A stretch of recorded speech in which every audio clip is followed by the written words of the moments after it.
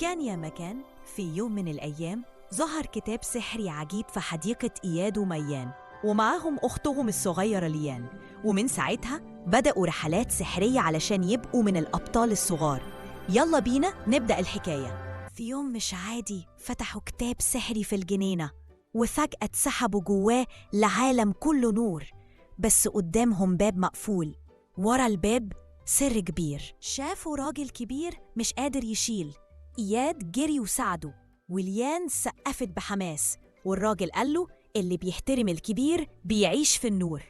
الباب مكتوب عليه باب النور الكبير، بس مش بيفتح. وفجأة صوت من السما قال ما يفتحش غير للي يحترم الكبير. إياد قال من فضلك يا باب، وساعتها النور بدأ يظهر. دخلوا عالم كله نور وسلام.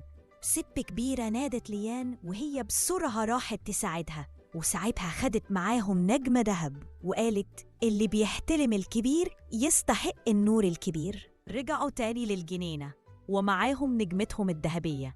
إياد قال احترام الكبير هو اللي نور لنا الطريق. وضحكوا كلهم وسابوا الكتاب يستنى مغامرة جديدة. واو! إياد وميان وليان قدروا يكسبوا نجمة ذهبية جديدة، بس السر الكبير لسه مستني. تفتكروا إيه اللي هيحصل لما يجمعوا كل النجوم؟ استنونا في المغامرة الجاية من حكايات الميني هيروز، وما تنسوش تعملوا لايك وشير واشتراك في القناة عشان تتابعوا كل الحكايات الجديدة.